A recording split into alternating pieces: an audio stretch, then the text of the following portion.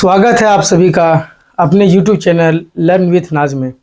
हम लोग इसमें कोशिका पढ़ रहे थे और कोशिका का 5 लेक्चर अभी तक हो चुका है। ये छठा लेक्चर है और कोशिका अंगक पढ़ रहे थे हम लोग। यानी कोशिका अंगक में आज हम लोग पढ़ने वाले हैं राइबोसोम को। इससे पहले हम लोग एंडोप्लाज्मिक रेटिकुलम यानी जिसको हिंदी में हम लोग बोलते हैं अंतर्द्रव्य जालिका, इसको पढ़ चुके हैं। राइबोसोम को हिंदी में और इंग्लिश में दोनों में सेम नाम है, यानी इसको राइबोसोम ही कहते हैं। आइए देखते हैं राइबोसोम के बारे में कि इसका काम क्या होता है, ये कैसे बना होता है। अगर इसे हम देखें तो इसका संरचना कैसे दिखाई देता है, ये कहाँ पे पाया जाएगा, कोशिका के किस स्थान पे पाया जाएगा।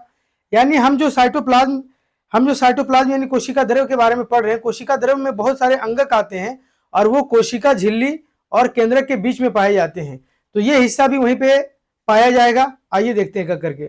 सबसे पहले राइबोसोम। राइबो को अगर हम तोड़ें तो राइबो का मतलब होता है प्रोटीन। राइबो का मतलब प्रोटीन, यानी ये जो राइबोसोम है, ये राइबोसोम प्रोटीन और आरएनए का बना होता है। इस बात को हम लोग को याद रखना पड़ेगा कि प्रोटीन किस चीज से बना होता है। तो प्रोटीन हमारा यानी राइबोसोम जो हमारा बना होता है वो प्रोटीन तथा आरएनए से मिलकर बना होता है। फिर से एक बार मैं दोहराता हूं कि राइबोसोम किसका बना होता है, प्रोटीन तथा आरएनए से मिलकर बना होता है। अब हम समझेंगे कि राइबोसोम कहां पे पाया जाता है। अगर आप देखेंगे तो ये हमारा कोशिका है और कोशिका में यहां पे हमारा केंद्रक होता है और केंद्रक में हम लोग पढ़े थे कि केंद्रक के यानी ये साइटोप्लाज्म वाला जो हिस्सा होता है, यहां पे एंडोप्लाज्मिक रेटिकुलम जो पढ़े थे, ये नली आकार संरचना जो होती है, ये हमारा एंडोप्लाज्मिक रेटिकुलम यानी अंतर्द्रव्य जालिका है। मैं हिंदी और इंग्लिश दोनों बोलता हूं ताकि आप उस वर्ड को याद रखें। कभी कभी एग्जाम में क्या होता है कि आपको एंडोप्लाज्मिक रेटिकुलम, अगर आप अंतर्द्रव्य जालिका याद रखते हैं तो बहुत बार अंतर्द्रव्य जालिका ना दे करके एंडोप्लाज्मिक रेटिकुलम ही लिख देता है। तो वैसे में आपको दोनों ये नाम याद रखना जरूरी है। यानी हम देख रहे थे कि ये केंद्रक और कोशिका झिल्ली के बीच में ये साइटोप्लाज्म होता है और इसी में कोशिका के अंगक पाए जाते हैं। और पहला अंगक हम लोग पढ़े थे एंडोप्लाज्मिक रेटिकुलम। तो ये एंडोप्लाज्मिक रेटिकुलम जो है एक नली आकार की संरचना होती है जिसमें राइबोसोम के कण जो होते हैं वो चिपके हुए होते हैं। इसमें हम लोग राइबोसोम पढ़ रहे हैं तो राइबोसोम कोशिका के अंदर 3 तरीके से पाया जाता है। एक एंडोप्लाज्मिक रेटिकुलम के ऊपर में कहीं पे चिपके हुए मिलेंगे, तो कहीं कहीं पे ये साइटोप्लाज्म में बिखरे हुए पड़ेंगे और कहीं कहीं पे ये गुच्छा में एक जगह पे इकट्ठा रहते हैं। जो गुच्छे में एक जगह पे रहते हैं इसको हम लोग पॉलीसोम कहते हैं। नाम याद रखना बड़ा आसान होता है। पॉली का मतलब होता है बहुत, तो पॉलीसोम बोलते हैं और ये हो जाता है, इसीलिए इसको पॉलीराइबोसोम कहते हैं। अब समझते हैं कि इसको सबसे पहले किसने खोजा था। तो यानी राइबोसोम जो है ये पेड़ पौधों में भी पाया जाता है, यानी प्लांट सेल में भी पाया जाता है और ये एनिमल सेल में भी पाया जाता है। राइबोसोम प्लांट सेल में भी पाया जाता है और एनिमल सेल में भी पाया जाता है। सबसे पहले इसको जो खोजा गया था वो अगर आप बात करें तो रॉबिन्सन तथा रॉबर्ट ब्राउन ने, कौन, रॉबिन्सन तथा रॉबर्ट ब्राउन ने प्लांट सेल में खोजा था। किसमें, प्लांट सेल में। प्लांट सेल में अलग वैज्ञानिकों ने खोजा है और एनिमल सेल में अलग वैज्ञानिकों ने खोजा है। तो इनके जो खोज करता है ये प्लांट सेल में भी खोजा गया था और ये एनिमल सेल में भी खोजा गया था। प्लांट सेल में किसने खोजा था, रॉबिन्सन तथा रॉबर्ट ब्राउन ने। और अगर एनिमल सेल की बात करें तो इसमें पैलेड ने खोजा था। किसने खोजा था, पैलेड ने। अब समझते हैं, यानी हम इस बात को जो बताए हैं इसमें हमने लिख रखा है ताकि आपका वक्त जाया ना हो। राइबोसोम एक दानेदार संरचना है जो अंतर्द्रव्य जालिका यानी कि एंडोप्लाज्मिक रेटिकुलम के ऊपर में, ये देखिए एंडोप्लाज्मिक रेटिकुलर के ऊपर में लगे हुए हैं, या अकेले, ये देखिए अकेले बिखरे हुए हैं, या गुच्छे के रूप में कोशिका द्रव्य में बिखरे रहते हैं। ये देखिए गुच्छे के रूप में और ये कोशिका द्रव्य में ही बिखरे हुए। क्यों, कहा कि कोशिका द्रव्य वहीं पे होता है, ये केंद्रक और कोशिका झिल्ली के बीच में क्या होता है, कोशिका द्रव्य, यहीं पे ये पाए जाते हैं। अगला, यह झिल्ली विहीन तथा सबसे छोटी कोशिका अंगक है। मतलब हम जो कोशिका अंगक को पढ़ रहे हैं और आगे जो भी कोशिका अंगक को पढ़ेंगे, आपको बता दें कि राइबोसोम एक ऐसा कोशिका अंगक है जिसमें कोई झिल्ली नहीं होती है। इसमें किसी भी प्रकार का कोई झिल्ली नहीं होती है, मतलब ये मेम्ब्रेन लेस होती है, यानी ये झिल्ली विहीन होती है। इसी बात को मैंने यहां पे लिखा है कि यह झिल्ली विहीन तथा यह सबसे छोटी कोशिका अंगक है। मतलब यानी कोशिका अंगक जो भी पढ़ने वाले हैं, जैसे हम लोग एंडोप्लाज्मिक रेटिकुलम पढ़े हैं, जैसे भी हम लोग राइबोसोम पढ़ रहे हैं, लाइसोसोम पढ़ेंगे, गोल्जी बॉडी पढ़ेंगे, प्लास्टिड पढ़ेंगे, यानी आगे जो भी हम लोग कोशिका अंगक पढ़ने वाले हैं उसमें से अगर सबसे छोटा अंगक कहा जाए तो वो राइबोसोम ही होता है। इस बात को आप लोग को ध्यान रखना पड़ेगा। आइए आगे समझते हैं इसका कार्य क्या है। तो बोलते हैं यह प्रोटीन संश्लेषण का कार्य करता है, इसके अभाव में कोशिका में प्रोटीन का संश्लेषण हो पाना संभव नहीं है। मतलब नाम ही इसका राइबोसोम है। अगर आप ज्यादा चीजों को याद नहीं रखना चाहते हैं तो एक बात अपने दिमाग में इसको फिक्स कर लीजिए कि कभी भी अगर आपको राइबो वर्ड कहीं पे दिखाई दे, राइबो शब्द कहीं पे दिखाई दे बायोलॉजी में, तो आप राइबो का मतलब समझ जाएंगे कि प्रोटीन होता है। यानी राइबोसोम का काम क्या है? प्रोटीन को बनाना। इसलिए राइबोसोम को प्रोटीन का फैक्ट्री कहते हैं। यानी राइबोसोम का काम क्या है? प्रोटीन को बनाना। जब राइबोसोम प्रोटीन को बनाता है, राइबो का मतलब होता है प्रोटीन, राइबो का मतलब क्या होता है? प्रोटीन। तो ये प्रोटीन का संश्लेषण करता है, यानी कि राइबोसोम का काम होता है प्रोटीन का संश्लेषण करना, अर्थात प्रोटीन को बनाना। इसीलिए राइबोसोम को प्रोटीन का फैक्ट्री कहा जाता है, क्योंकि राइबोसोम प्रोटीन का निर्माण करता है। उम्मीद है कि आप ये बात समझ चुके होंगे। आगे हम देखते हैं। देखिए यहां पे हमने थोड़ा लिख के रखा है कि ये राइबोसोम जो होते हैं ये प्रोकैरियोटिक और यूकैरियोटिक सेल में पाए जाते हैं। अब ये प्रोकैरियोटिक सेल क्या होता है और यूकैरियोटिक क्या होता है? यानी अगर हम बात करें कि ये प्रोकैरियोटिक और यूकैरियोटिक की अगर हम बात करें तो प्रोकैरियोटिक के अंदर आते हैं जो ऐसे जीव, प्रोकैरियोटिक का मतलब ये होता है, और यूकैरियोटिक यानी ये दो प्रकार के कोशिका होते हैं। एक होता है प्रोकैरियोटिक और दूसरा होता है यूकैरियोटिक।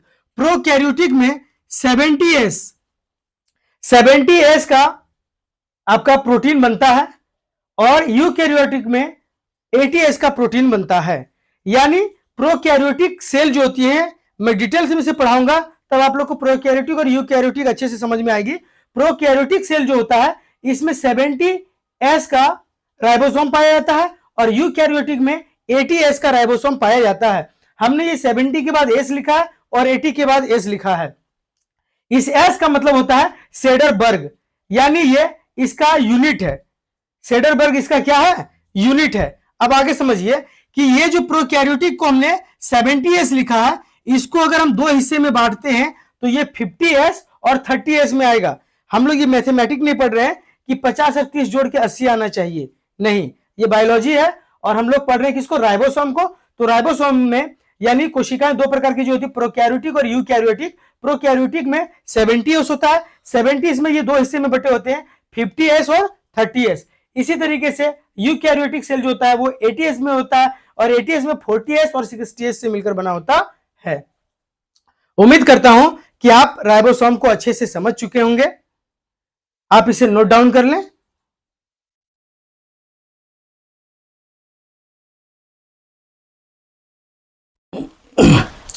उम्मीद करता हूं कि आप लोगों ने इसे नोट डाउन कर लिया होगा। अब हम लोग राइबोसोम के बाद एक अगला अंगक है, कोशिका अंगक है, जिसको हम लोग बोलते हैं गोल्जी बॉडी।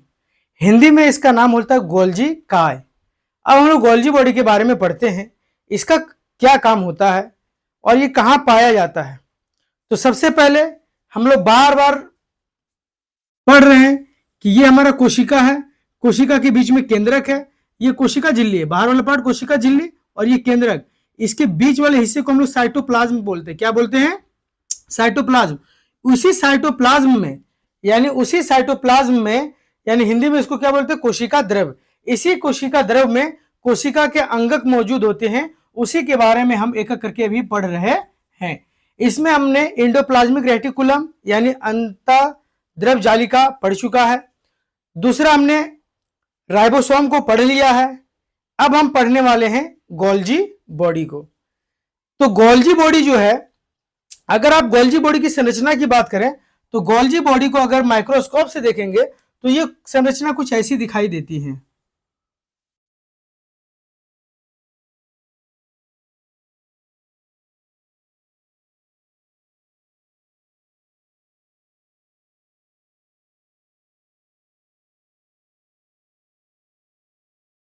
ये कुछ ऐसे दिखाई देती हैं, यानी मुड़ी हुई छड़ के आकार की जैसी दिखाई देती हैं। कौन? Golgi body.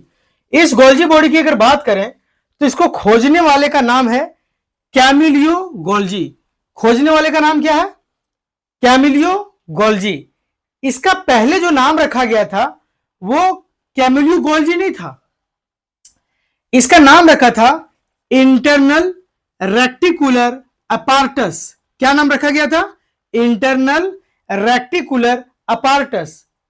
कैमिलियो गोल्जी इसका नाम बाद में पड़ा।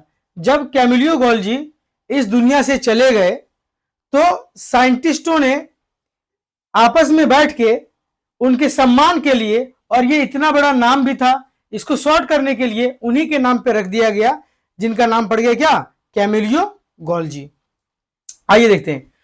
गोल्जी बॉडी के पूरे संरचना को 3 भागों में बांटा गया है। यानी कि अगर हम बात करें तो ये हमारा एनिमल सेल में ऐसे दिखता है।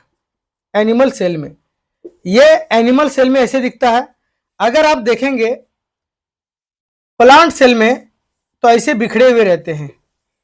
प्लांट सेल में कुछ ऐसे दिखेगा, प्लांट सेल में कुछ ऐसे दिखाई पड़ता है, ये एनिमल सेल में दिखाई पड़ता है। प्लांट सेल वाले को बोला जाता है डिक्टियोसोम। ये नाम याद रखेंगे, क्या बोला जाता है? डिक्टियोसोम। यानी ये तीनों संरचना को अगर प्लांट सेल में अगर हम बात करें तो इसको हम लोग बोलेंगे डिक्टियोसोम। आइए देखिए, ये 3 संरचना में ये जो आपको पाइप के आकार का जैसा दिखाई दे रहा है, ये वाला हिस्सा, इसको हम लोग बोलते हैं सिस्टर्नी। यानी गोल्जी बॉडी के पूरे संरचना को कितने भागों में बांटा गया है? 3 भागों में। आप लोग मेरे साथ दोहराइए, गोल्जी बॉडी के पूरे संरचना को कितने भागों में बांटा गया है? 3 भागों में। पहला को बोलते हैं सिस्टर्नी, दूसरा को बोलते हैं स्मॉल ट्यूबलेस एंड वैक्यूल्स, जिसे ये दिखाई दे रहा होगा, और तीसरा को बोला जाता है लार्ज वैक्यूल्स। ये लार्ज वैक्यूल्स। तो इसको 3 हिस्से में बांटा गया है। और अगर हम बात करें इस 3 हिस्से में बांटने के लिए तो डाल्टन तथा फेलिक्स ने, कौन सा वैज्ञानिक है? डाल्टन तथा फेलिक्स।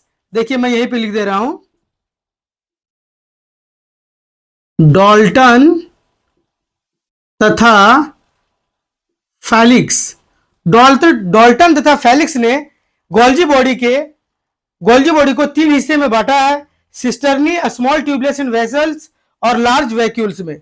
ये 3 हिस्से में बांटा गया, किसके द्वारा? डाल्टन तथा फेलिक्स के द्वारा।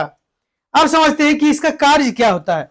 तो इसका कार्य बड़ा ही अच्छा कार्य, देखिए ये क्या करता है? पहले संग्रह करने का काम करता है, पैकेजिंग, यानी संग्रह करेगा, पहले कलेक्ट करता है, कलेक्ट करने के बाद पैकेजिंग करता है, यानी पैकिंग करता है, फिर सिक्रेशन। सिक्रेशन का मतलब होता है स्रवन, यानी जैसे हमारे मुंह से लार जो निकलते हैं उसको सिक्रेशन कहते हैं। जैसे हमारे लिवर से जो एंजाइम निकलता है उसको भी हम लोग सिक्रेशन कहते हैं। यानी जब कोई एंजाइम बाहर निकलता है जिस जगह से, एंजाइम के टर्म में हम लोग सिक्रेशन का इस्तेमाल करते हैं। तो ये पहले क्या करता है? संग्रह करता है, पैकेजिंग करता है और सिक्रेशन करता है। यानी यह प्रोटीन को बांधने तथा उसके स्थानांतरण में सहायक है। यानी राइबोसोम को बनाएगा कौन? प्रोटीन को बनाएगा कौन? राइबोसोम। ये फिर से आप सुने, प्रोटीन को बनाएगा कौन? राइबोसोम। उस राइबोसोम को बांधेगा, बांध के यानी पैकिंग करके जिस जगह पे कोशिका के जिस हिस्से में जरूरत पड़ेगा वहां तक पहुंचाने का काम कौन करता है? गोल्जी बॉडी करता है। इसलिए इसे कोशिका की ट्रैफिक पुलिस भी कहा जाता है। अच्छा, एक चीज और देखिए, ये क्या करता है? प्रोटीन को बांधने तथा स्थानांतरण में सहायक है। हाँ चलिए, इतना बात हो गया है। अब इससे आगे हम लोग नेक्स्ट वीडियो में पढ़ेंगे। तब तक आप इसे एक बार अपने तरीके से अच्छे से पढ़ लें, समझ लें। अगर कोई चीजें समझने में आप लोग को दिक्कत आती है तो आप उसे जरूर कमेंट बॉक्स में लिख दें, ताकि मैं अगला वीडियो स्टार्ट करने से पहले आपके डाउट को मैं बता लूं। उम्मीद करता हूं कि आप अच्छे से पढ़ रहे हैं, और पढ़ के अगर आपके आसपास में कोई भी दोस्त पढ़ाई कर रहे हैं जिनको ये वीडियो जरूरत है, आप उन तक जरूर पहुंचाएं। चलिए मिलते हैं अगली वीडियो में, तब तक के लिए थैंक यू।